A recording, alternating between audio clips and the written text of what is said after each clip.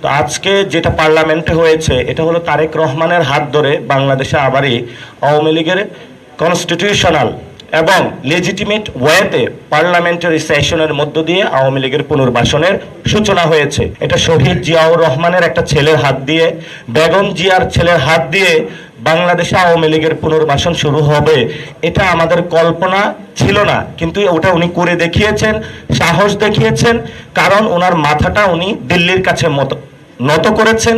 এই জন্য হলো আজকে এই অবস্থা হয়েছে। এই জন্য আমরা ওনাকে আহ্বান জানাবো যে দিল্লির যে আধিপত্যবাদ সেটা থেকে বের হয়ে আসেন, মার্কিন আধিপত্যবাদ থেকে বের হয়ে আসেন।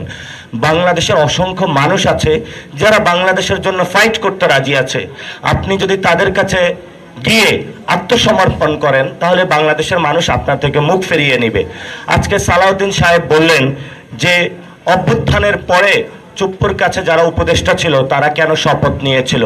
সেই সময় আমরা কিন্তু চাইনি, শুধু একমাত্র বিএনপির কারণে। আমি প্রত্যেকটা পলিটিক্যাল পার্টির দরজায় নক করেছিলাম। আমি মির্জা ফখরুল থেকে শুরু করে জামায়াত ইসলামী, প্রত্যেকটা ইসলামিক আন্দোলন থেকে প্রত্যেক রাজনৈতিক দলের কাছে গিয়েছিলাম এই চুপ্পুর পদত্যাগের দাবিতে। আমরা মাঠে আন্দোলনরত ছিলাম।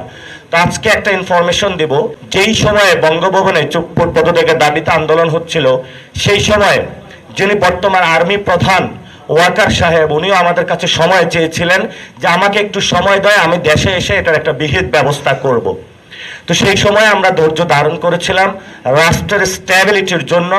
বিএনপিও বলেছে একটু সময় নেওয়া প্রয়োজন, পরবর্তীতে এইসব আওয়ামী লীগের যেগুলো লেসপেন্সার আছে অটোমেটিক বিদায় হয়ে যাবে। কিন্তু আজকে আমরা দেখলাম যারা আওয়ামী লীগের লেসপেন্সার আছে তাদেরকে ক্ষমতার মোহে তারা অন্ধ হয়ে তাদেরকে হলো তারা তাদের ঘাড়ে তুলে নিয়েছে। এই জন্য আমি বলি যে সংসদটা অদ্ভুত এক রকমের সংসদ হয়েছে। রাষ্ট্রপতি হলো আওয়ামী লীগের, তারপরে হলো প্রধানমন্ত্রী হলো বিএনপির, আর বিরোধী দলীয় নেতা হলো জামায়াতের। অর্থাৎ এই খিচুড়ির মধ্যে সবই কিছু রাখা হয়েছে।